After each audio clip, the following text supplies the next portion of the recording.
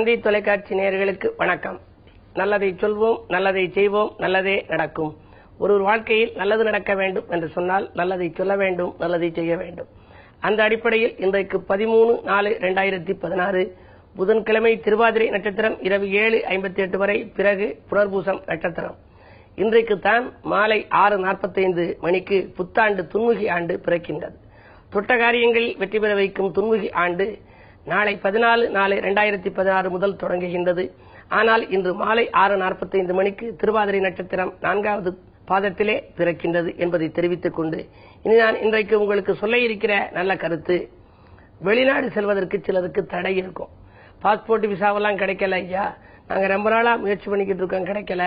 சிலர் பணம் கட்டி வச்சிருப்பாங்க, போக முடியாம இருக்கும். அப்படி தடையாக இருப்பவர்கள் அந்த தடை நிவர்த்திக்கு எந்த தெய்வத்தை வழிபடுவது அப்படின்னு அவர்களுடைய கேள்வி. அதுக்கு என்ன ஒரு நல்ல ஆலயம் இருக்கு அப்படின்னா, சிவகங்கை மாவட்டம் திருப்பத்தூருக்கு பக்கத்திலே பிள்ளையார்பட்டின்னு ஒரு ஊர் இருக்கு. கற்பக விநாயகர், மிக அற்புதமான விநாயகர், வடக்கு நோக்கி வீற்றிருக்கின்றார். கையிலே சிவபெருமான் இருப்பார். கனவுகளை நனவாக்கும் கற்பகமூர்த்தி என்று அதற்கு ஒரு பாடல். கேது திசை நடந்து விட்டால் கற்பகமூர்த்தி, நீ கேட்ட வரம் தந்துடுவாய் கற்பகமூர்த்தி, ஏது திசை நடந்தாலும் கற்பகமூர்த்தி, நீ இனிய பலன் கொடுத்துடுவாய் கற்பகமூர்த்தி என்று அதற்கு ஒரு பாடல் கூட நான் எழுதியிருக்கின்றேன். அந்த கற்பகமூர்த்தியின் சன்னதிக்கு சென்று உள்ளன்போடு வழிபட்டுவிட்டு, அதற்கு பக்கத்திலேயே பாஸ்போர்ட் விநாயகர் என்று சொல்லக்கூடிய பயணத்திற்கு அனுகூலம் தரும் பிள்ளையாரும் வெளியில் வீற்றிருக்கின்றார். அவரையும் வழிபட்டுவிட்டு வந்தால் இந்த பயணங்கள் சிறப்பாக முடியும். மேலும் உங்களுக்கெல்லாம் சென்னையில் இருப்பவர்கள் திருப்போரூர் கந்தசாமி கோவிலுக்கு சென்று வழிபாடு செய்யலாம். அங்கே சென்று வழிபட்டாலும் கூட இது போன்ற பயணத்தால் உங்களுக்கு கிடைக்கின்ற இடையூறுகள் எல்லாம் அகலும். முருகன் 3 இடத்திலே போரிட்டார். திருச்செந்தூரிலே அவர் போரிட்ட போது அது கடற்கரைக்கு பக்கத்திலே இருந்து போரிட்ட இடம். திருப்பரங்குன்றத்திலே நிலத்திலே அவர் போரிட்டார். திருப்போரூரிலே விண்ணில் இருந்து கொண்டு போரிட்டாராம். எனவேதான் அந்த திருப்பூருக்கு சென்றால் விண்வெளியில் பயணம் செய்யக்கூடிய வாய்ப்புகள், விமானத்திலே பயணம் செய்யக்கூடிய வாய்ப்புகள் எல்லாம் உங்களுக்கு கிடைக்கும். எனவே சென்னையில் இருப்பவர்கள் எல்லாம் சரி, சென்னைக்கு வந்தாலும் சரி, திருப்போரூரில் இருக்கக்கூடிய கந்தசாமி கோவிலுக்கு சென்று வழிபட்டு வந்தாலும் கூட வெளிநாட்டு பயணங்கள் அனுகூலமாக இருக்கும். எப்படி இருந்தாலும் பயணத்தால் நமக்கு அனுகூலம் கிடைக்க வைப்பவன் அந்த தெய்வங்கள் தான். எனவே தெய்வத்தின் அருளை, நீங்கள் திருவருளை எண்ணி வழிபாடு செய்யுங்கள். உங்களுடைய பயணங்களும் சிறப்பாக அமையும் என்று சொல்லி இனி இன்றைய ராசி பலன்களை இப்பொழுது உங்களுக்கு வழங்கப் போகின்றேன். மேசராசி நேயர்களே, திறமை பளிச்சிட திட்டமிட்டு செயல்படும் நாள். தெய்வீக சிந்தனை உங்களுக்கு மேலோங்கும். 8லே சனி செவ்வாய் சேர்க்கை இருப்பதால் ஆரோக்கிய தொல்லை உண்டு. அது மட்டுமல்ல, புதிய முயற்சிகளில் கொஞ்சம் தாமதம் ஏற்படலாம். எதிரிகளின் தொல்லை மேலோங்கி இருக்கிறதே என்று நீங்கள் நினைப்பீர்கள். இருந்தாலும் கூட குருவின் பார்வை இருப்பதால் காரியங்கள் கடைசி நேரத்தில் கைகூடிவிடும்.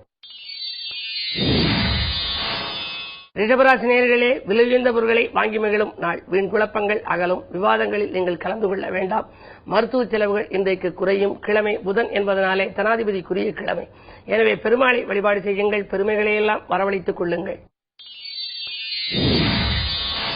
மிதுனராசி நேயர்களே, உங்களுக்கெல்லாம் வெளிவட்டார பழக்க வழக்கம் விரிவடையும் நாள்.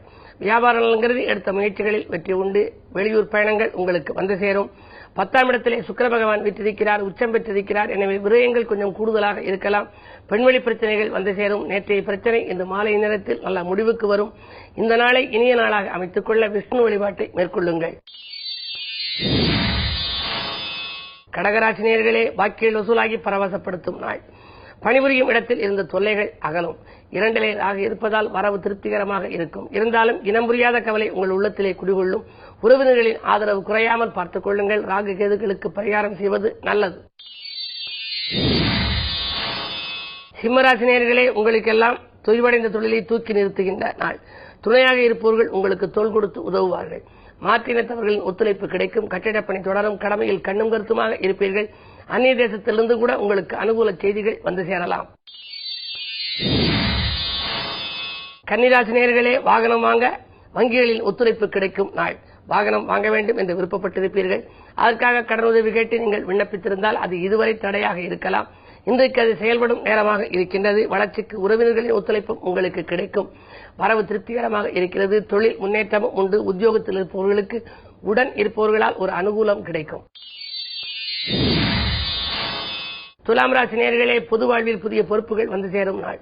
திட்டமிட்ட காரியத்தை திட்டமிட்டபடியே நடத்தி முடிப்பீர்கள். புனித யாத்திரைகளை மேற்கொள்ளும் யோகம் உண்டு. சுக்கிரன் 6ல் இருப்பதால் உத்தியோக மாற்றங்கள் ஒரு சிலருக்கு உறுதியாகலாம். வாங்கல் கொடுக்கல்கள் ஒழுங்காகும். வளர்ச்சி கூடும் நாள் இந்த நாள்.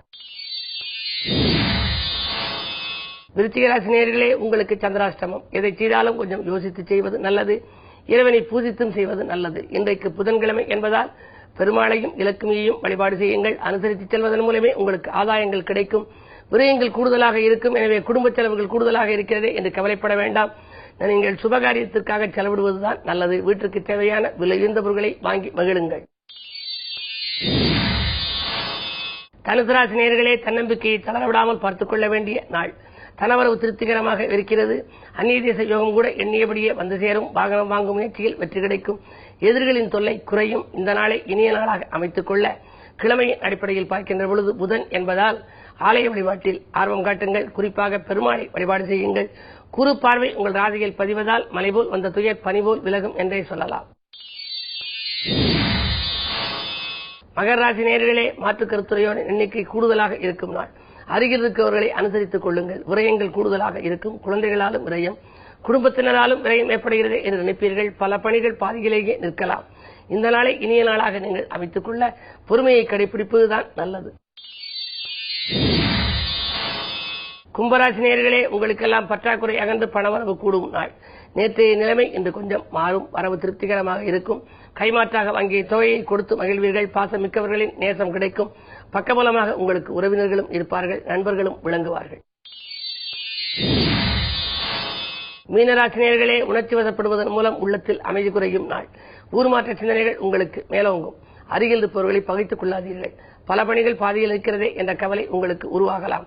நண்பர்களின் நல் ஆதரவு உங்களுக்கு கிடைக்க வேண்டுமானால் உங்களுடைய அன்பும் ஆதரவும் தான் அவர்களுக்கு தேவை. அதே நேரத்தில் கடிதம் உங்களுக்கு கணித தகவலை கொண்டு வந்து சேர்க்கும்.